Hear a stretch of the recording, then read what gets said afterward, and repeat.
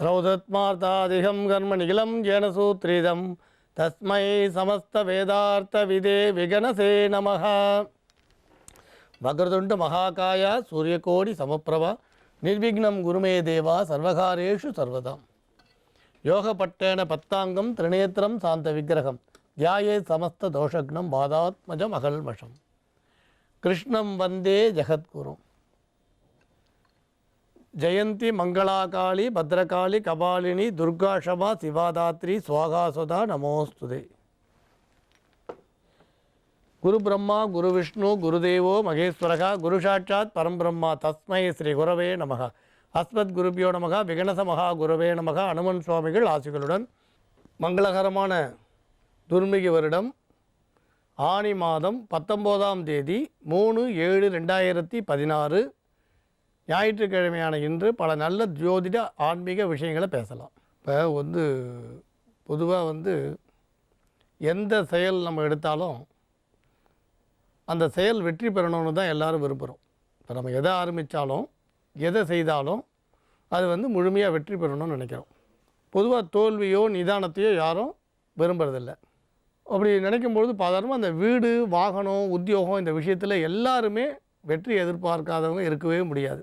இப்போ இந்த தர்மசாஸ்திரங்களில் நிறைய விஷயங்கள் சொல்லப்பட்டிருக்கு. இருந்தாலும் நம்ம ஜோதிட சாஸ்திரத்துக்கு தான் முக்கியத்துவம் தரோம். ஏன்னு கேட்டால் எல்லாரும் இந்த பலன்களை எதிர்பார்க்கறதுனால ஜோதிடத்துக்கு முக்கியத்துவம் தரோம். இப்போ நம்ம பசுக்கு ஜலம் வச்சா கூட என்ன புண்ணியம்னு கேட்குறோம், விரும்ப வைக்கிறது இல்லை. அதுக்கு தான் புண்ணியம் இருக்கான்னு பார்க்குறோம். ஸோ பெனிஃபிட் இல்லாத செயல்களை செய்கிறதுக்கு விரும்புறதில்லை. இப்போ இந்த ஜோதிட சாஸ்திரத்தில் குறிப்பாக இந்த வாஸ்து சாஸ்திரத்தில் பல விஷயங்கள் சொல்லப்பட்டிருக்கு. ஏற்கனவே சொல்லியிருக்கோம், ஆலய வாஸ்து, கிராம வாஸ்து, நகர வாஸ்து, அப்படி நிறைய இருக்குது. இப்போ இந்த வீடுன்னு சொன்னிங்கன்னா இந்தந்த மாதிரியான அமைப்பு இருந்தால் வடகிழக்கில் பூஜை அறை இருக்கிறது, தென்கிழக்கில் சமையல் அறை இருக்கிறதுன்னு இந்த மாதிரிலாம் இருந்தால் விசேஷம்னு சொல்கிறோம். இதில் சில பேரோட சந்தேகம், எனக்கு நிறைய கடன் இருக்குது, வேலையில் நிறைய போராட்டம் இருக்குது, நான் கடன் வாங்கி வீடு கட்டினா வாஸ்துப்படி கட்டினா எனக்கு அதிர்ஷ்டம் வந்துடுமா? இன்றைக்கி பல பேரோட மனசில் இருக்கக்கூடிய ஒரு விஷயம். இப்போ ஒருத்தருக்கு கம்பெனி ஒரு 2.5 கிரவுண்டில் வச்சுருக்கார், நிறைய கடன். அப்போ ஒருத்தர் சொன்னால் இந்த வடகிழக்கு காலியாக இருக்க பகுதியை வாங்கிடுன்னு சொல்கிறார், இல்லை கிழக்கு பக்கத்தை விலைக்கு வாங்குன்னு சொல்கிறார், ஒரு 1/2 கிரவுண்டு. இப்போ அவர் என்ன கேட்குறாருன்னா, ஏற்கனவே 30-40 லட்சம் ரூபா வட்டி கட்ட முடியாமல் பேங்க்கில் அப்படியே போட்டு நெருக்கின்னு இருக்கா, இன்னும் ஒரு 20 லட்சம் எங்கேயாவது பெரட்டி, பேங்க்கில் கிடையாது, யாரோ தனியார்கிட்ட வாங்கி அந்த இடத்த வாங்கிட்டால் என் பிரச்சனை தீர்ந்துருமா? எப்படி தீரும்? நீங்கள் ஏற்கனவே பேங்க்கில் இருக்க பணத்தை மாதம் இஎம்ஐ கட்ட முடியல, அப்போ இன்னும் ஒரு 20-30 லட்ச ரூபா வாங்கி பின்னால் ஒரு 1/2 கிரவுண்டு வாங்கி இப்போ நீங்கள் வெளியிலேருந்து வாங்குறதுக்கும் வட்டி கட்டணும். ஏற்கனவே இஎம்ஐ கட்ட முடியாத இருக்கும்பொழுது நாம் என்ன பண்ணுறோம்? நிதர்சனமான உண்மைன்னு பேர். எது நிதர்சனமான உண்மையோ அதை மறந்துட்டோம், வேறு வழியில் லாபம் வருமானு நினைக்கிறோம். அப்போ ஏற்கனவே கடன் இருக்கும்பொழுது வாஸ்துப்படி இடத்த இன்னும் விருதி பண்ணுறேன் வளர்க்குறேன்னு சொல்லி கிழக்குலையோ வடகிழக்குலையோ கடன் வாங்கி இடத்த வாங்கிட்டோம், அதுக்கப்புறம் அந்த கடன் வாங்கினவாளுக்கு பணத்தை கட்ட முடியாமல் போனால் அப்போ என்ன பண்ண போகிறீங்க? அதனால் நாம் ஒரு பிரச்சனைகள்லேருந்து வெளியில் வரணுன்னா அப்போ மேலே மேலே கடன் வாங்குறது தீர்வாகாது. நாம் கையில் பொருள் இருக்கும்பொழுது நாம் வாஸ்துப்படி அமைச்சிக்கிறது நல்லது. இப்போ உங்கள் இல்லத்தில் எல்லா பொருளும் இருக்குது, இப்போ பசிக்கிறதுனா நீங்கள் சாப்பாட்டோட ஒரு ஸ்வீட்டை சேர்த்து சாப்பிட்லாமான்னு நினைக்கலாம்.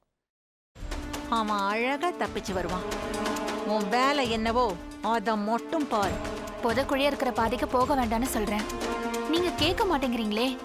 எல்லாத்துக்கும் கடைசியா ஒரே ஒரு வார்த்தை சொல்றேன் அத்தை, தெய்வம் கொடுக்கறத யாராலையும் தடுக்க முடியாது, தெய்வம் கொடுக்க மறுக்கிறத யாராலையும் கொடுக்கவும் முடியாது. தங்கதுரைக்கான தண்டனை ஆண்டவனோட கைவசம் தயாரா இருக்கு, முடிஞ்சா நீங்க காப்பாத்திக்கோங்க.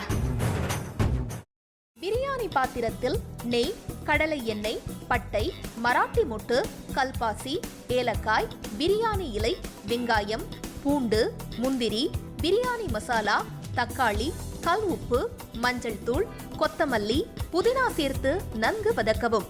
பின்னர் மட்டன், தயிர், சிறிது தண்ணீர் ஊற்றி கலந்து அதனுடன் சீரக சம்பா அரிசி சேர்த்து கொதித்த பின் பச்சை மிளகாய், புதினா சேர்த்து இறுதியாக தம் போட்டு இறக்கினால் சுவையான கொங்கு நாடு வெள்ளை மட்டன் பிரியாணி தயார். இப்போ உனக்கு கால் உடைஞ்சிருக்கும். தனோ பார்த்து சூதானமா நடந்துக்கோ.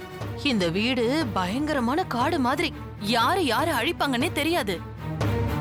அக்கா, இப்ப நான் என்னக்கா பண்றது? யோசிக்கவே யோசிக்காத. உன் புருஷன் தலையில நறுக்குன்னு 4 கொட்டு கொட்டி சம்மதிக்க வச்சிரு. புரியுதா? சரிக்கா. முதல்ல அந்த வேலையை பாரு. போ போ. செல்வி எங்க போயிருக்கான்னு சொல்லு. அதான் நீங்க சொன்னீங்களேம்மா, அவங்க அம்மா அப்பா வீட்டுக்கு போயிருக்காங்க. கரெக்ட், அப்படிதான் சொல்லணும். சரி, சந்தோஷ்க்கு லெமன் டீ கொடுத்துட்டு உடனே வந்துடணும். புரிஞ்சுதா? சரிங்கம்மா. எப்படி?